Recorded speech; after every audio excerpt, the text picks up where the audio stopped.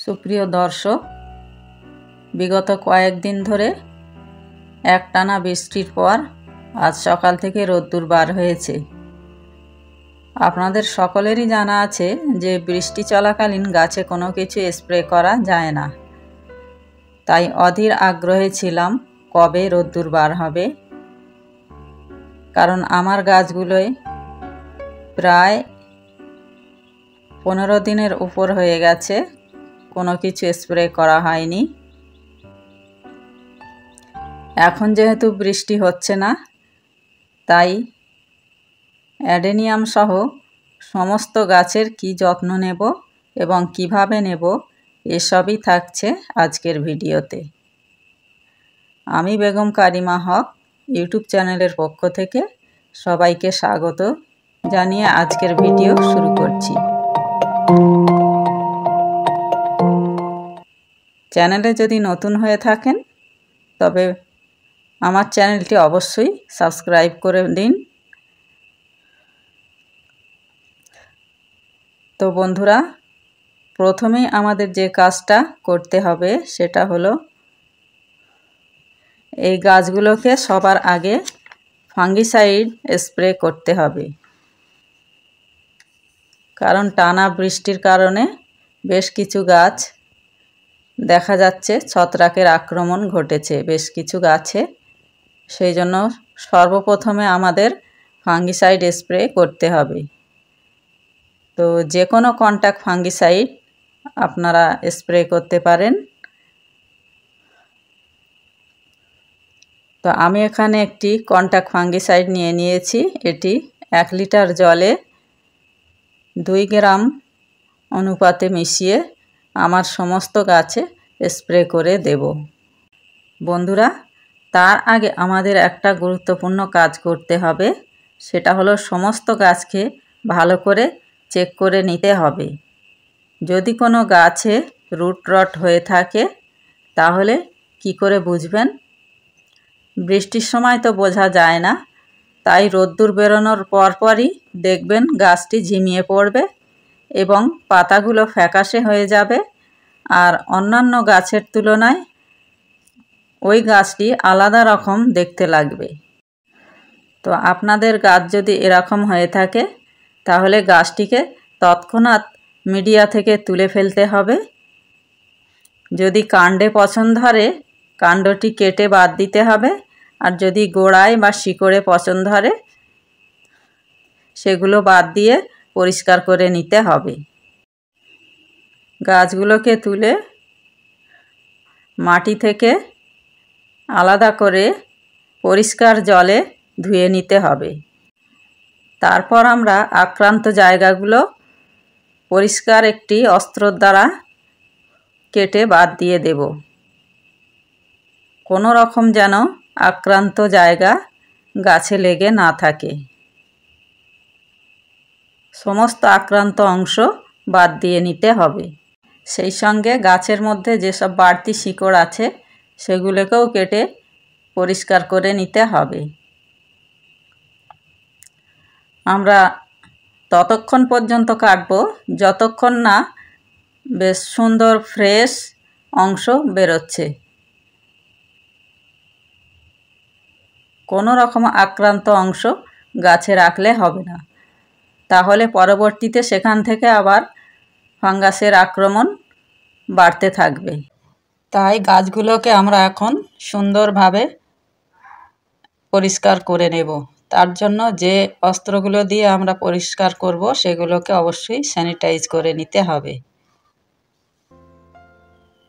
সমস্ত পচা অংশ বাদ দিয়ে নিতে হবে সম্পূর্ণরূপে, যেন কোনো রকম পচা অংশ গাছে লেগে না থাকে, কারণ পরবর্তীতে ওই পচা অংশ থেকে আবার ছত্রাকে আক্রান্ত হতে পারে গাছটি, সেক্ষেত্রে গাছটি মারাও যেতে পারে। তাই আমরা এভাবে সমস্ত গাছ পরিষ্কার করে নেব। কিছুটা পরিষ্কার জল নিয়ে নিতে হবে এবং তাতে কিছুটা ফাঙ্গিসাইড পাউডার দিয়ে গুলে গাছগুলোকে ডুবিয়ে রেখে দিতে হবে 20 থেকে 25 মিনিট। এটা অবশ্যই করতে হবে, কারণ আমরা যে অংশগুলো কেটেছি সেগুলো থেকে যেন আর ছত্রাকের আক্রমণ না ঘটে, তার জন্য এই কাজটা অবশ্যই করতে হবে। যেহেতু আমরা গাছের শিকড় কাটছি, সে কারণে আমাদের গাছে একটিও পাতা রাখলে হবে না। এরপর আমাদের গাছের সমস্ত পাতাগুলোকে রিমুভ করে দিতে হবে, কারণ গাছে পাতা থাকলে তাড়াতাড়ি জল শুকিয়ে যাবে, কারণ পাতার সাহায্যে বাষ্পমোচন হয়ে যাবে এবং গাছটি ডিহাইড্রেশন হয়ে পড়বে। সেই জন্য আমাদের গাছে একটিও পাতা রাখলে হবে না। এরপর আমরা ফাঙ্গিসাইড মিশ্রিত জলে গাছগুলোকে ডুবিয়ে রেখে দেব 20 থেকে 25 মিনিটের জন্য। তারপর জল থেকে গাছগুলোকে তুলে কিছুক্ষণ রেখে দেওয়ার পর সমস্ত গাছগুলোকে একত্রে বেঁধে পর্যাপ্ত পরিমাণে আলো বাতাস আসে এরকম জায়গায় শেডের মধ্যে টাঙিয়ে রেখে দেব 3 দিনের জন্য। তো আমি গাছগুলোকে ফাঙ্গিসাইড জল থেকে তুলে রেখেছি, শুকিয়ে গেলে এদেরকে বেঁধে এবার আমি টাঙিয়ে দেব।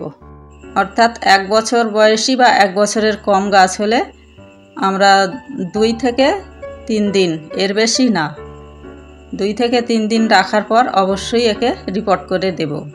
আর গাছ যদি বড় হয়, যেমন ধরুন 2 বছর বয়সী কি তারও বেশি, সেক্ষেত্রে সে গাছটিকে আমরা 1 সপ্তাহ পর্যন্ত রাখতে পারি, কোনো অসুবিধা হবে না। কিন্তু ছোট গাছ বেশি দিন রাখা যাবে না এভাবে।